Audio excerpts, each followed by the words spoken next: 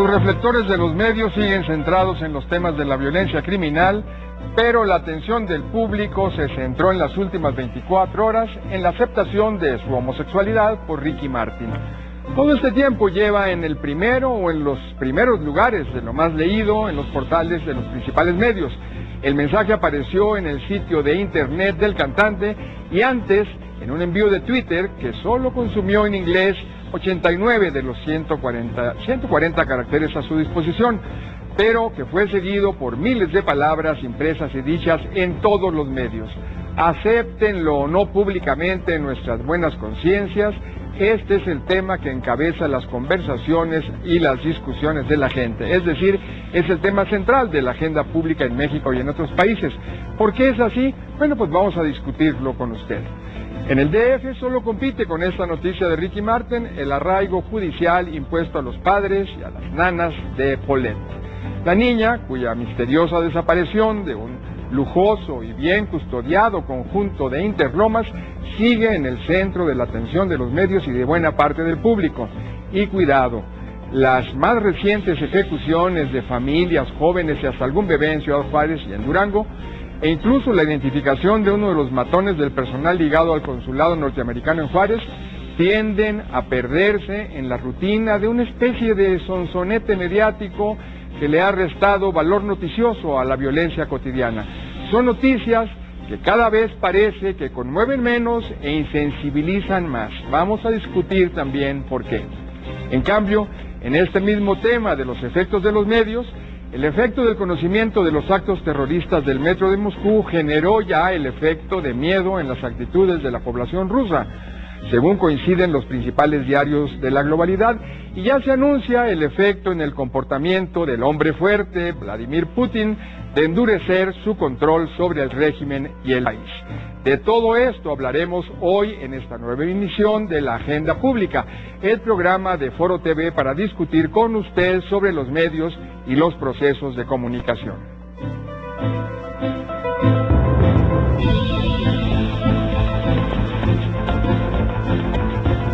Estamos en vivo.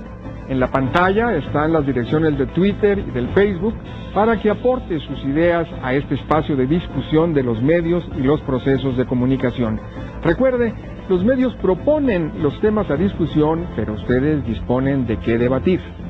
Para analizar los temas de hoy, está aquí mi compañera Gaby Marketing del equipo de la Agenda Pública. Hola Gaby, buenas Pepe, noches. ¿cómo estás? Buenas noches. Bueno, pues en el caso del liderato del tema de Ricky Martin en las conversaciones del público como efecto de los medios, tenemos desde luego el alto valor noticioso que despierta la intimidad de los ricos y famosos, más el valor de la revelación de lo oculto o de lo que se prendía oculto, porque tampoco era tan oculto, o todavía algo más atractivo de lo que se considera o se consideraba prohibido.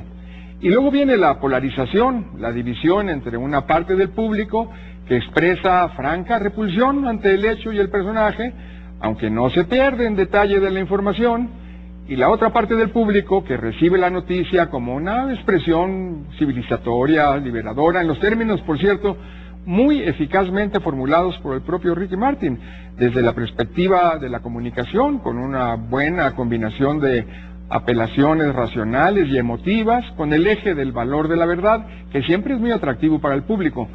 ¿Por dónde comenzamos, Gaby, este complejo tema, a pesar de lo sencillo que puede parecer? Pues sí, porque uno podría pensar, Pepe, que bueno, que en principio no tendría por qué ser noticia. Ayer decíamos... Pertenece a la intimidad, ¿verdad? Exacto, claro, él lo hace público. Desde el momento que lo hace público, por supuesto, deja de estar solamente en la intimidad, pero digamos que aún haciéndolo público, uno podría pensar que a estas alturas de la vida, donde tanto se discute sobre los valores de las minorías sexuales y demás, bueno, pues que esto también podría haber pasado pues como una nota más.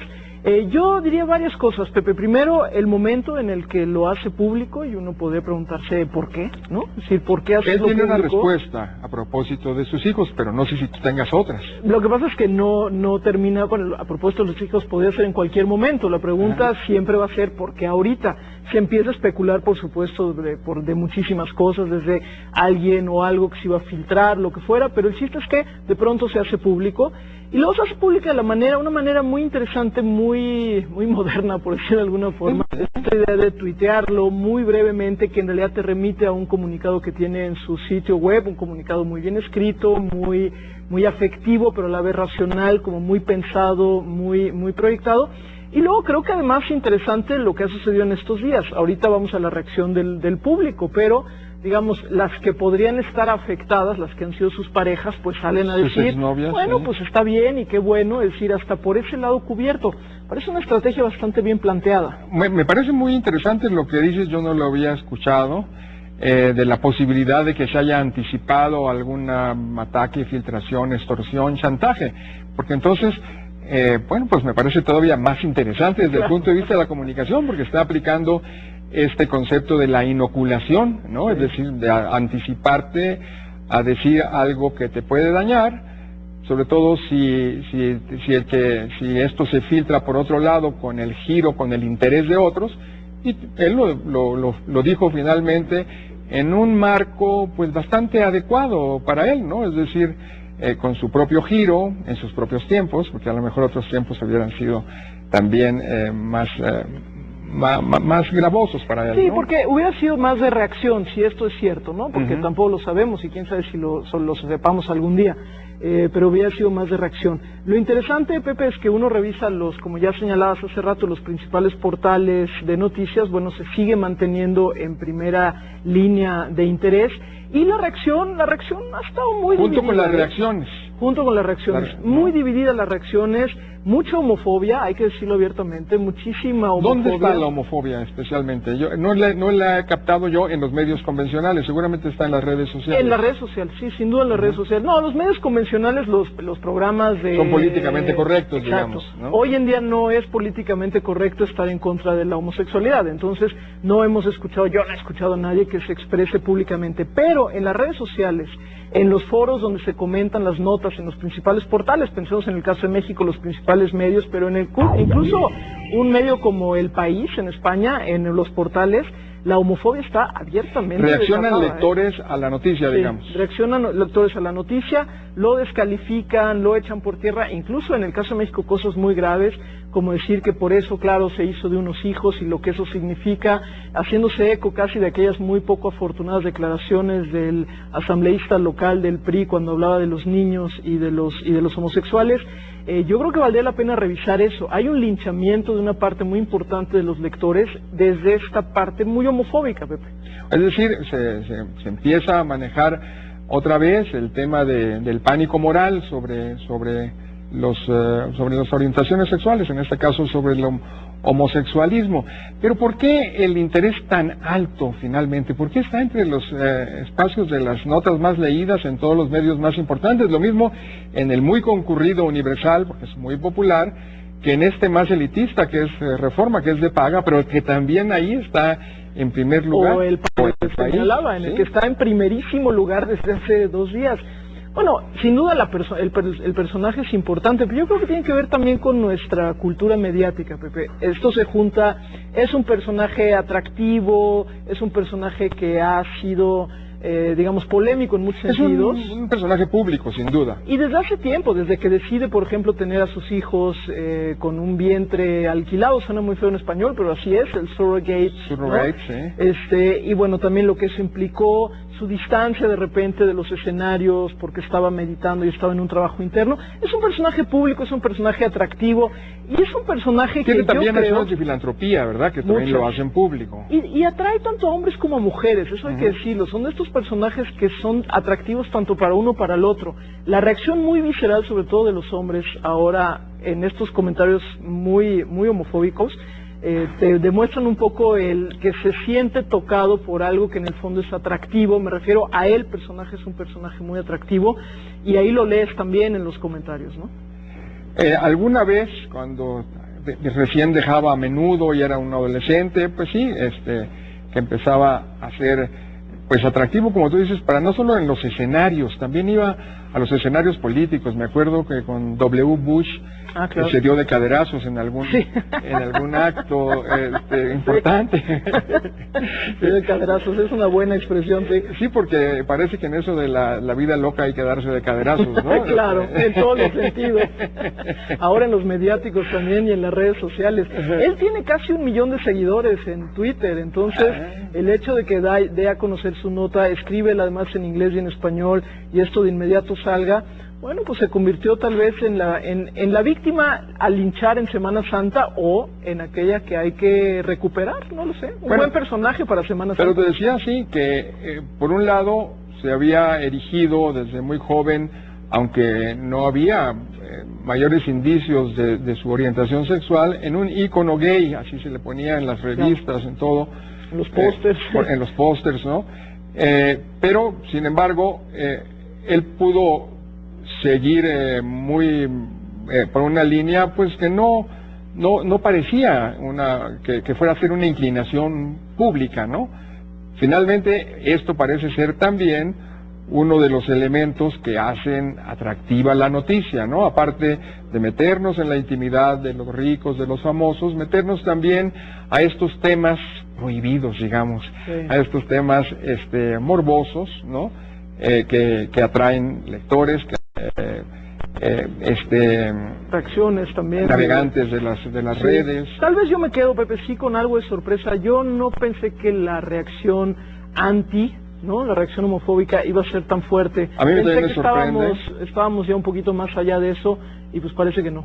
Me sorprende. Bueno, pues es un tema que habrá que seguir, ¿no? Es de los temas que importa seguir en estos asuntos que hemos estado discutiendo, de la necesidad de que los medios conecten con mayor familiaridad con la diversidad en todos los campos, nacional, étnica, religiosa o de orientación sexual. Y nos vamos a ir a un corte, no se vaya, estamos en Agenda Pública, el programa de Foro TV para el análisis de los medios y de los procesos de comunicación.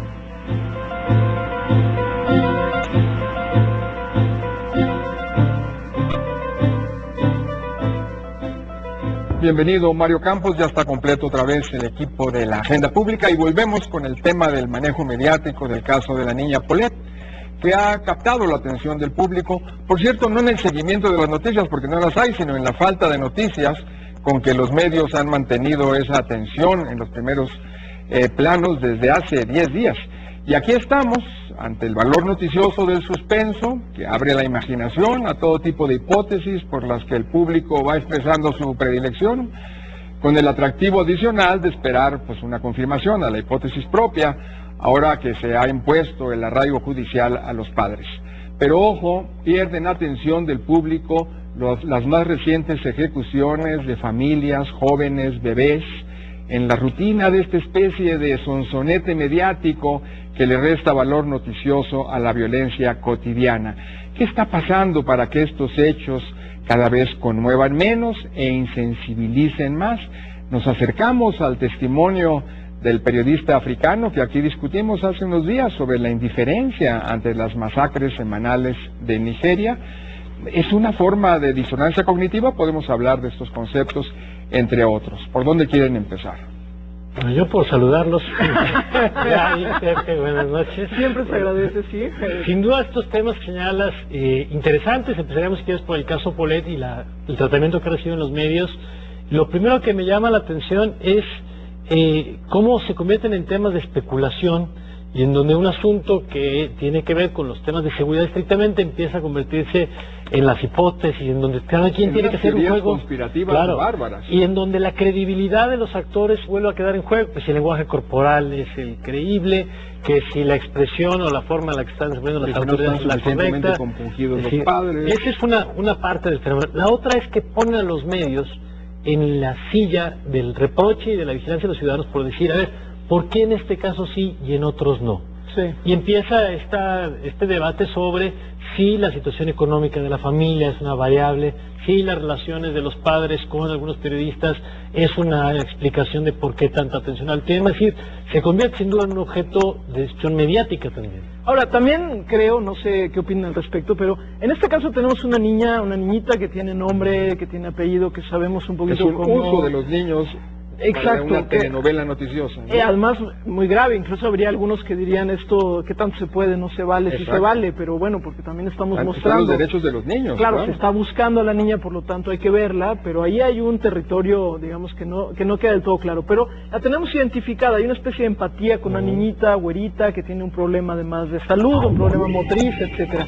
Lo otro, Pepe, me parece muy importante, como lo apuntabas hace rato, lo otro son estas muertes que comienzan a ser anónimas, que comienzan a ser recurrentes, que comienzan a dejar prendernos, con las cuales empezamos a dejar de tener una empatía. Yo creo que aquí hay un tema muy importante. Por supuesto está lo de los medios, lo que tú señalas, que si se le está dando demasiada atención a esta niñita, que por qué, con todo lo que eso implica. Pero yo digo, en un principio, como forma de conectar, me parece que aquí conectas con alguien que tiene nombre, apellido, carita y que sabes más o menos de dónde viene, y aquí desgraciadamente pareciera que se nos está volviendo pues una retórica ya recurrente de la muerte, ¿no? Una rutina y algo peor, ¿no? Hay noticieros de radio, hay algunos en mediodía, que empiezan a hablar de los frentes de Sinaloa, de Durango, afirmando el lenguaje de la guerra. De la guerra, pero también de los partidos de fútbol, ¿no? Parecía que estuvieran dando los resultados del juego en Monterrey, en Ciudad Juárez, y eso por supuesto que trivializa la información esta que tiene que tener mucho mayor gravedad, ¿no? Pues es que, a ver, 11 muertos, 6 muertos, 2 muertos, si lo empiezas a ver así, como cifras, frente a una niñita que tiene cara y que tiene historia, pues que ahí exhibe sobre todo también a cómo hemos manejado esta información, ¿no? Ahora, lo que pasa es que la realidad también ha rebasado la capacidad de los medios de darle seguimiento a los procesos, y esto pareciera que es un tema que no solamente afecta a nuestro país. Se han presentado casos similares en otras partes del mundo, de niñas de pronto perdidas, en donde se vuelven objeto de los medios de comunicación. Lo de Madeleine, ¿verdad? Casos familia inglesa en Portugal. En donde además después también los padres se convirtieron en objeto de la investigación, y eso le daba, en términos del relato periodístico, pero novelesco, también un giro a la historia que generaba mayores reflectores. Pero quizá porque nos está costando mucho trabajo, Gaby, darle el seguimiento completo a las historias. Pienso en el caso de la masacre de los jóvenes en Juárez, de los que supimos al principio, y de los que ahora de pronto aparecen notas aisladas sobre si se detuvo a alguien, y será muy difícil que sepamos al paso de 3 meses si fue realmente consignado, si hubo una sentencia, si hubo una apelación, y con cuál ¿qué pasó con cuál de los delitos lo vas a conectar. Yo creo que aquí podemos suspender este tema, vamos a seguirlo, porque estos temas van a seguir, pero con esta idea de que no solo son las fuentes las que suelen fallar, las fuentes informativas que fallan también, especialmente en el manejo de toda la información criminal, sino también los medios, que no han encontrado la narrativa, el discurso que mantengan esta atención humana sobre realmente son vidas humanas las que se están perdiendo. Ni de recursos, ¿no?, para darle seguimiento a los temas. Exactamente. Y vamos a pasar a la secuela de los actos terroristas de Moscú, donde en unas horas se producen ahí sí los efectos de la comunicación tan puntualmente como si estuvieran siguiendo un manual de la materia, ¿no? Del efecto cognitivo, es decir, del conocimiento de los atentados y de los 38 muertos en las estaciones del metro, se pasó al efecto en las actitudes de miedo de la población, y de ahí a los efectos de los comportamientos del poder político de Rusia, que quiere generar ahora la percepción de que se recupera el control de la situación. Es el verdadero reto para un régimen sobre todo autoritario, duro como el de Putin, ¿no? Sí, son crisis que detonan, digamos, los mecanismos de control justamente de la crisis, de recuperación del terreno y de encuadrar el asunto. Ahora, lo que pasa es que y tiene que ver con lo que comentamos en unos momentos con la cobertura de temas de seguridad. Cuando ocurre un hecho aislado, tú puedes desarrollar una estrategia de comunicación que puede funcionar. Si se detiene a los responsables, si hay un asunto de rendición de cuentas, de combate a la impunidad, puede funcionar. Si esto se sigue repitiendo, que es un poco lo que hemos tenido en el caso mexicano, pues cualquier estrategia de comunicación se agota. Sí, pero también ahí, y ustedes lo apuntaban hace rato, por ejemplo, los propios medios de comunicación, pero sin duda en el caso del gobierno, pensemos en el caso de México, es decir, por supuesto, aquí estamos hablando de sucesos que se van, valga la redundancia, sucediendo, ¿no? A diferencia de esto que es un hecho aislado o único, hasta ahorita ya esperemos que así sea. El problema es que aquí tampoco se ha sabido englobar en una narrativa que se sostenga en el tiempo. La narrativa de la guerra ya no se sostuvo en el tiempo y más bien lo que parece estar sucediendo es lo que estamos viendo. Se diluye y entonces sí, otras historias aparentemente menos importantes acaparan la atención porque esta otra narrativa se nos está perdiendo. Así es, yo creo que se ha gastado, ha sido contraproducente en muchos sentidos. Se ha generado, por un lado, ciertamente esta percepción de estado de sitio, sobre todo en algunas zonas del país, ¿verdad? Que sí, hay problemas ya incluso psicológicos o psíquicos de la población, son efectos de la comunicación también, pero al mismo tiempo, ahí donde no estamos tan tocados con el tema de la violencia, tendemos también a insensibilizarnos y empezar a ver como el episodio de la telenovela de hoy, los muertos de hoy, o la cantidad de muertos hoy, o los decapitados. Hoy tenemos oportunidad de platicar en el IMER con Nacheli Ramírez de la Red de los Derechos de la Infancia, que acaban de sacar un libro muy interesante sobre los niños y las niñas de Ciudad Juárez. Exactamente. Su percepción de la violencia. Muy interesante. Y parte de los testimonios que compartían con nosotros era, ya me acostumbré, decían los niños, porque después del primero, del segundo, del cuarto muerto que se encuentra en la calle, y es un debate que tendríamos que tener, que estamos pospuestos en México. ¿Cuáles son las consecuencias de esta exposición mediática? Es decir, pasa en las calles, luego llega a los medios de comunicación y se repite. Y no hay una política clara, digamos, ni personal, ni familiar, ni como sociedad, de qué hacemos con esa violencia a la que estamos expuestos, ¿no? Así es. Bueno, pues llegamos al límite de nuestro tiempo. Le vamos a agradecer al auditorio que ha estado discutiendo, los medios con nosotros, por el Twitter, nos han enviado también mensajes muy interesantes que tomamos en cuenta, y muchas gracias, Gaby, muchas gracias también a ti, Mario. Gracias, Pepe. Nos vamos a ver pronto, nos vemos, nos oímos, nos escribimos, nos tuiteamos en la agenda pública del miércoles.